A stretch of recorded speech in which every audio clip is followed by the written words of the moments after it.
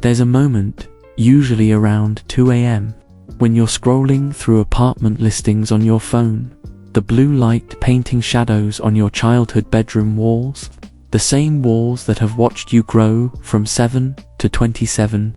You tell yourself, just a few more months to save up.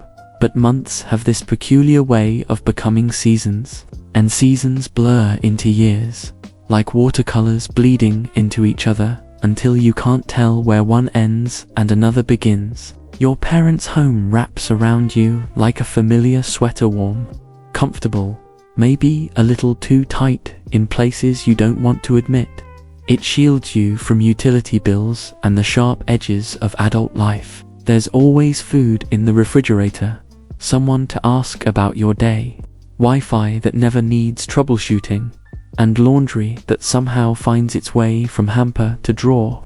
This has real value, tangible worth, but comfort without boundaries becomes a fog that settles in your bones, a gentle numbness that whispers, why change what isn't broken? You've learned to fit yourself into the rhythm of their lives, like a musician playing backup to someone else's melody. You wake to their morning routines, eat dinner at their preferred time, watch their shows because it's easier than negotiating the remote. And somewhere in this dance of accommodation, you begin to wonder if you'd even recognize the beat of your own drum anymore. This is what we're really talking about here. Convenience co-residence, staying not because you must, but because leaving feels like stepping off a cliff into darkness when the ground beneath you, however limiting, is at least familiar. It's the difference between a safety net and a web, between support and suspension. When comfort and economics become your permanent excuse, co-residence shifts from a bridge to a barrier. Parents accommodate until they enable. Adult children postpone until they stagnate. And everyone slowly wears down like stones in a river, smooth but diminished. Let me be clear, we're examining mechanisms here, not casting blame. No one's the villain in this story, not you, not them. We're all just humans trying to love each other without losing ourselves. Here's what I believe with absolute conviction. By naming these patterns, really seeing them for what they are, by creating clear boundaries that honor both love and growth, and by taking small, deliberate steps forward, we can transform staying because it's easy into staying for a purposeful season. We can walk toward independence with both dignity and preparation, carrying gratitude instead of guilt, strength instead of shame. The path forward isn't about dramatic exits or burning bridges. It's about recognition, intention, and the courage to admit that sometimes the most loving thing we can do for ourselves and those who love us is to grow beyond the spaces that once nurtured us. Picture this, a soft captivity.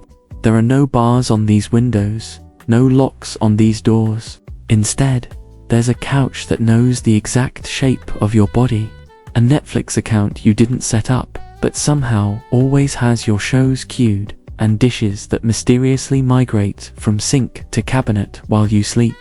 This is what I call the velvet prison, not because anyone's keeping you there by force, but because the walls are so comfortable you forget they're walls at all. The first month back home feels like medicine for a wound you didn't know was bleeding.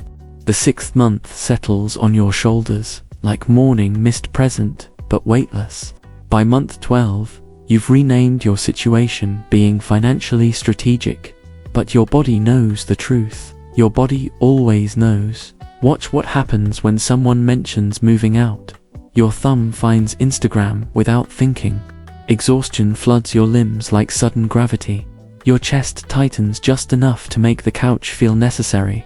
These aren't coincidences. They're your nervous system protecting you from a threat it's learned to recognize, the terror of real independence. You've become fluent in contradictions. You want privacy but still knock on your parents' door to ask if it's okay to have a friend over. You bristle when they treat you like a teenager. Yet you hand them the phone when the insurance company calls because they explain it better. Your resume sits in a folder marked Updated 2023, growing stale like bread, forgotten in a drawer. Hope has an expiration date, and yours passed somewhere between the job market's tough right now and maybe after the holidays. The soft captivity works because it asks nothing of your muscles, physical, emotional, or spiritual. Think about it. When was the last time you had to negotiate a conflict without a parental buffer? When did you last feel the specific anxiety of a late rent payment? The particular weight of being solely responsible for your own survival? These experiences aren't just adulting checkboxes. They're the resistance training that builds resilience. Without them, you remain developmentally suspended, like a butterfly that never quite breaks free from its chrysalis because someone kept the temperature too perfect. You've started calling yourself a strategist because it sounds better than admitting you're scared. And why shouldn't you be? Fear is the most human response to uncertainty, and everything beyond your childhood home feels uncertain. The known world ends at your parents' driveway. Beyond that lies a landscape of credit checks, lease agreements, and the possibility of failing without a safety net. So you strategize your stagnation, dress it up in the language of prudence and planning. But here's what haunts the quiet moments. You know you're not growing. Growth requires friction, challenge, the kind of discomfort that soft captivity is designed to eliminate. You're not a bad person for choosing comfort.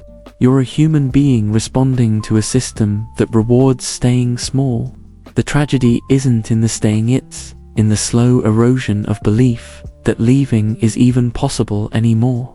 Let me tell you about someone who might feel familiar not as a moral lesson, but as a mirror reflecting your own raw humanity.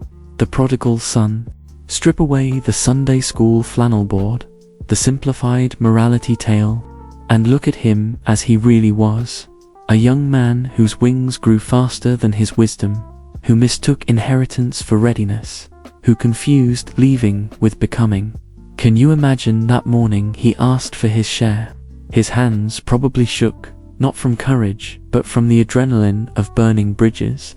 He wanted his father's wealth without his father's years, the prize without the process. Sound familiar? He left with pockets full and experience empty, like someone downloading a flight simulator and thinking they can pilot a plane. The world welcomed him the way it welcomes all those who confuse resources with resilience, with open arms and a hidden invoice. Then came the unraveling. Not all at once, but in increments, the way dignity leaves us one compromised decision at a time.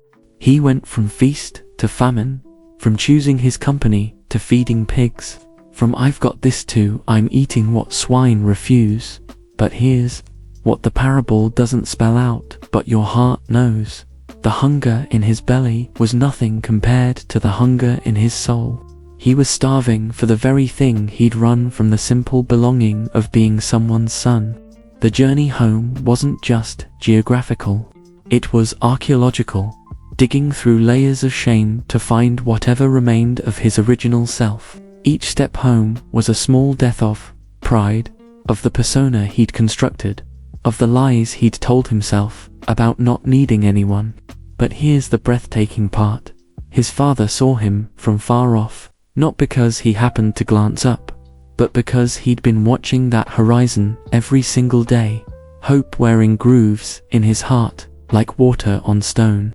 The embrace wasn't just forgiveness, it was resurrection. The father didn't save his son from poverty. He saved him from the poverty of believing he was only worth his worst moment. But don't miss the older brother, standing in the shadows of celebration, his jaw clenched with the particular rage of someone who stayed safe and now watches the risk-taker get rewarded. I've been here all along, he seethes, not understanding that presence without growth is its own kind of absence. 3 different aches in one story. The returning son's shame, the father's patient grief, the elder brother's bitter arithmetic of fairness. This is your household too, isn't it? You're all 3, and so are your parents. Sometimes you're the one who left too soon and came back humbled. Sometimes you're the one watching the door. Sometimes you're the one who stayed and wonders why staying doesn't feel like enough. Here's what changes everything. Returning home isn't the ending, it's the beginning of learning how to be home differently. The prodigal's real journey started after the party, when he had to learn to be a son without being a child, to accept love without losing agency, to belong without disappearing. Say it with me, let it settle in your bones. Returning is not a destination, it's a starting point for becoming who you were meant to be all along. Now let's trace the invisible architecture of how you got here, from that mirror of the prodigal to the machinery running beneath your skin. Every pattern you're living started as someone's good intention. Maybe you were the child who got praised for being no trouble at all, and you learned to make yourself small, weightless, like you were afraid your very existence might be too much for the people you loved. Or perhaps you were the one whose parents jumped in before you could fail, turning every stumble into a rescue mission until autonomy itself started to look like danger. Think about it. The prodigal son's father let him fail spectacularly. He didn't chase him to the far country, didn't send care packages, didn't call to check if he was eating enough. That space to fail was actually sacred. It's where the son discovered who he was when no one was watching, when no one was saving him. But what if the father had followed him? What if every time hunger approached, a servant appeared with a sandwich? The son would never have found his own strength, never have learned the weight of his own choices. These early experiences crystallize into beliefs that run your operating system without your permission. If I try, I'll fail becomes your screensaver. The house protects me plays on loop like a broken record. Real autonomy requires perfection whispers every time you consider leaving. I can postpone because I'm still young becomes the lullaby that rocks you back to sleep at 32. These aren't character flaws, they're survival strategies that worked until they didn't, like medicine that became poison because no one updated the prescription. Watch how these beliefs architect your days. You procrastinate the big decisions because they feel like walking into traffic blindfolded. You outsource the bureaucracy of adulthood. Someone else makes the phone calls, fills out the forms, negotiates the conflicts. You justify everything through the lens of economics, but never set an end date. Like planning a vacation you'll never take. Meanwhile, the costs accumulate in currencies you don't track. Self-esteem held in suspension like a paused video, skills atrophying like unused muscles, the creeping sensation that everyone else is living in real time while you're buffering. Here's the mechanism, stripped bare. When someone always does for you, you never build the neural pathways of doing. Without practice, every adult task looms like Mount Everest when it's really just a hill. The bigger it appears, the more you avoid it. The more you avoid it, the less capable you feel. It's a psychological compound interest, but in reverse you're getting poorer in confidence with each passing day. The research backs this up, not to frighten but to illuminate. Developmental psychologists have found that consistent practice builds an internal scaffolding of confidence. When life spares us too much difficulty, our nervous systems learn hypervigilance and avoidance instead of competence. Places like Harvard's Center on the Developing Child talk about how the absence of appropriate challenges and unclear boundaries in emerging adulthood correlate with increased anxiety and decision paralysis.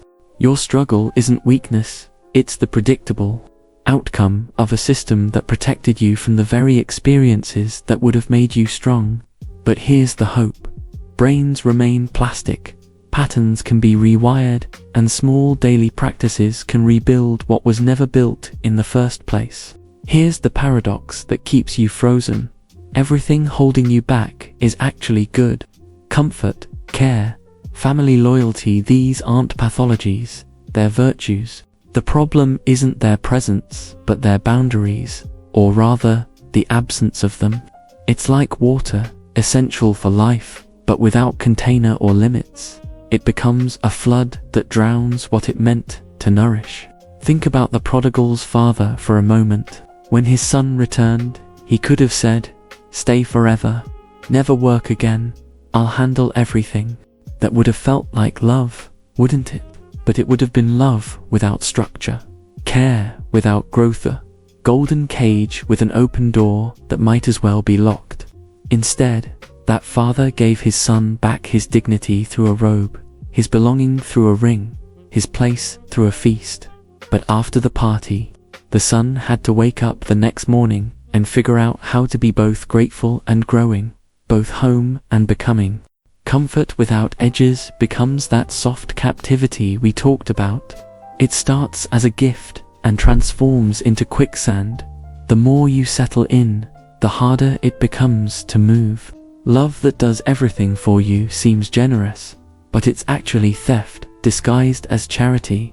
It steals your opportunities to discover your own strength, to feel the specific satisfaction of solving your own problems, to know the particular confidence that comes from handling what scared you.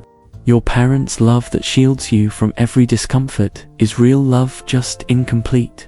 It's love that forgot to evolve as you evolved, care that didn't notice you stopped being 7 years old. And here's what breaks my heart. They think they're helping.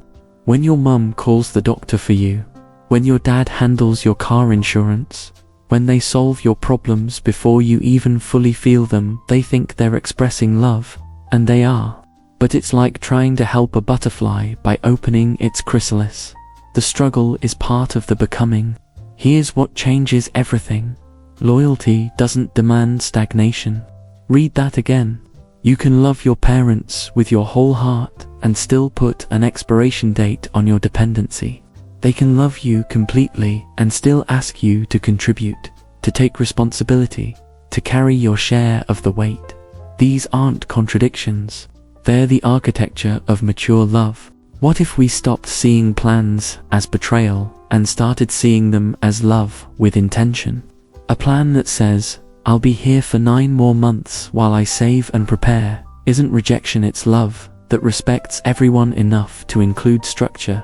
It's love that says, "Our relationship is too important to let it suffocate under the weight of undefined boundaries." It's love that recognizes staying forever isn't honoring the relationship, it's avoiding it.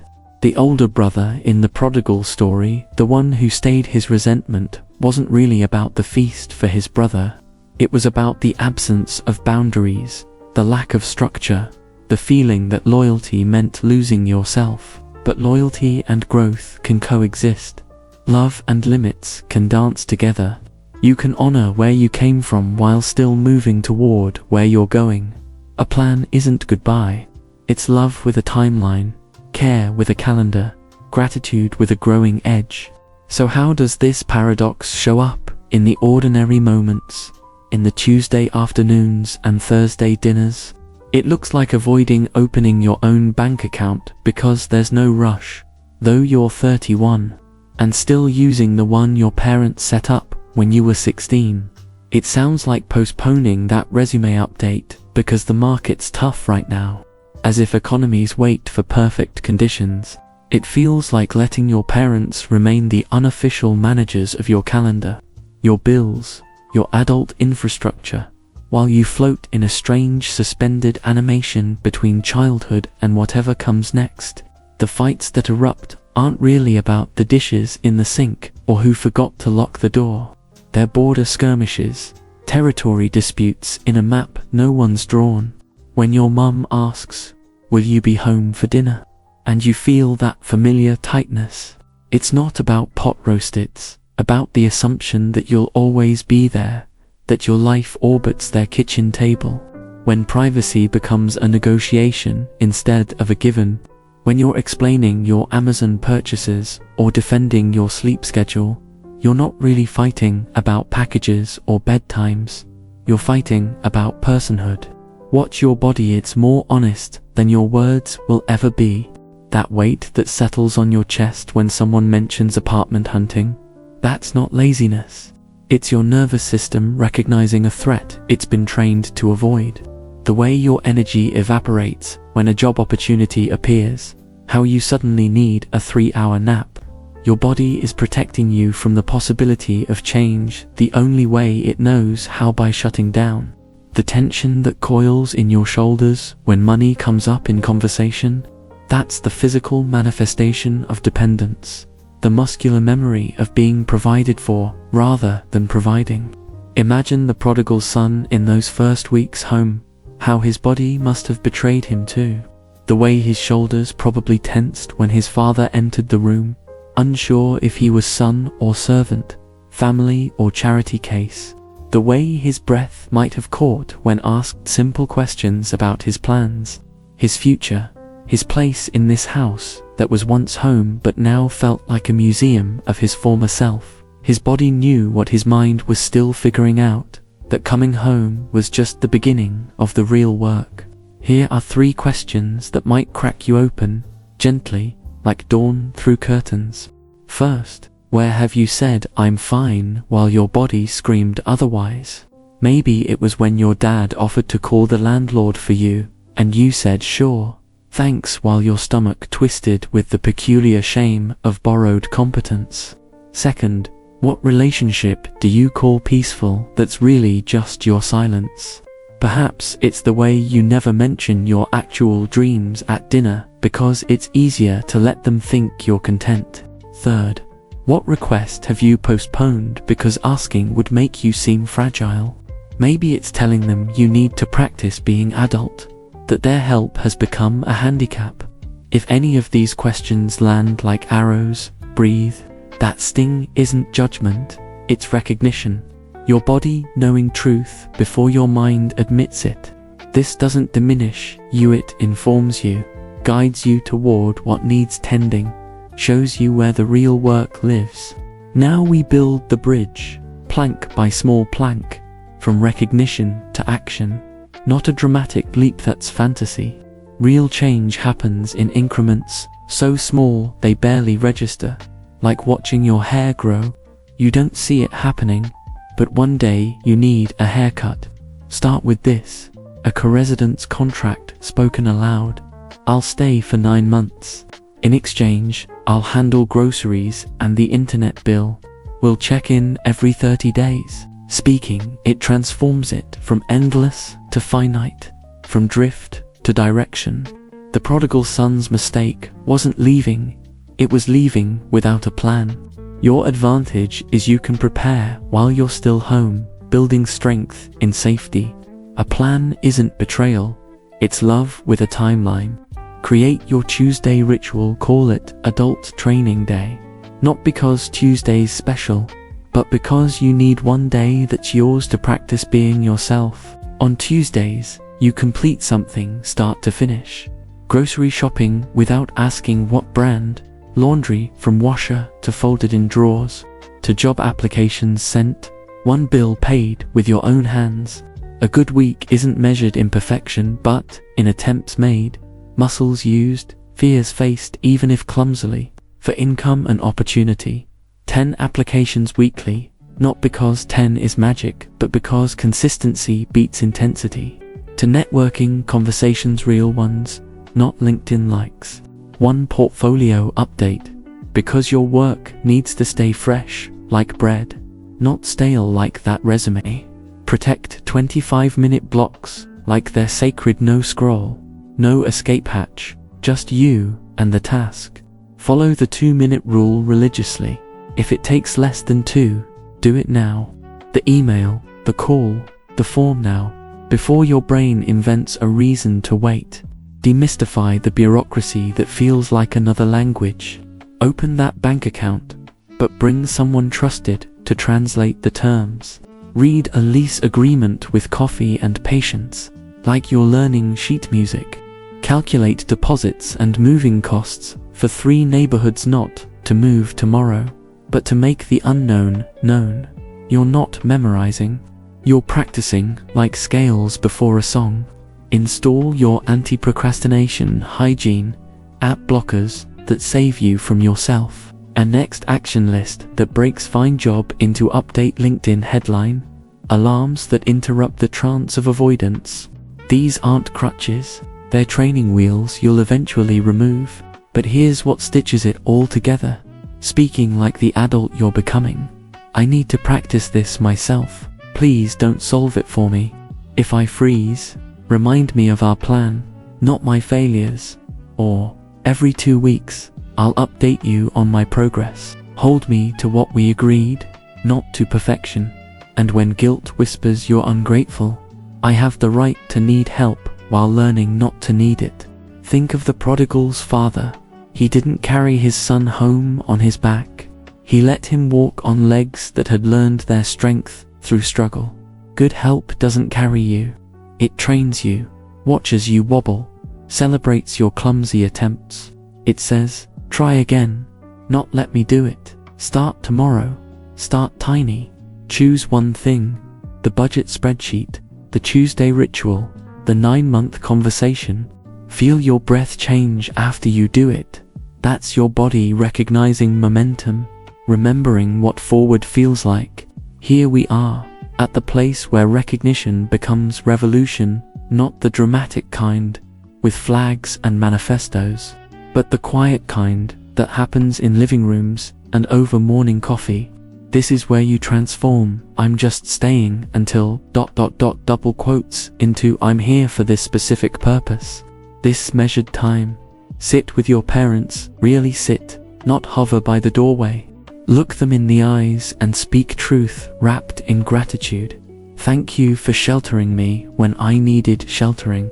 I need this home for 9 more months while I build my bridge to independence. During that time, I'll carry the groceries and internet bill. Practice adulting every Tuesday. Save this specific amount. When I slip back into old patterns and I will, please remind me of our agreement, not my inadequacy. This conversation isn't betrayal. It's the highest form of respect. You're saying, I see you as people, not just providers. I see myself as capable of becoming, not just being. Clear boundaries protect everyone. Even the resentful sibling in every family story, the one who stayed, who played it safe, who watches you get both the leaving and the returning, while they got neither. The prodigal son's real story began after the feast ended, when the music stopped, when he had to wake up the next morning and figure out how to be both grateful and growing. His father's gift wasn't just the celebration, it was the space to become something new while honoring what was. That's your invitation too, not to leave in shame or stay in stagnation, but to transform your time at home into purposeful preparation. Let me say it plain, so it settles in your bones. When comfort and economics become permanent excuses, co-residence shifts from support to stagnation. Parents accommodate until they enable. Adult children postpone until they fossilize, and everyone slowly erodes like cliffs against the sea. But by naming these patterns, seeing them clearly without blame, by strengthening autonomy through boundaries that breathe, by taking steps so small they barely register as movement, you transform staying because it's easy into staying with purpose and timeline. In the next 24 hours, not someday, not next week, but in the next single rotation of this earth, choose one small gesture of beginning. Open that spreadsheet and type in 3 apartments costs. Tell one trusted friend, I'm giving myself 9 months. Mark next Tuesday in your calendar as adult training day and protect it like a doctor's appointment. Then notice your breathing afterward. Feel how it changes, how your chest expands differently when you've taken even the smallest step toward who you're becoming. This isn't about leaving your parents or rejecting their love. It's about loving them enough to grow beyond the shape they've held you in. Loving yourself enough to discover what shape you'd take without their container. The soft captivity only holds you if you never name it. The plan gives love a deadline, not because love expires, but because intentional love knows that seasons change and so must we. Remember, Returning home isn't your destination, it's your launching pad. You're not stuck, you're preparing.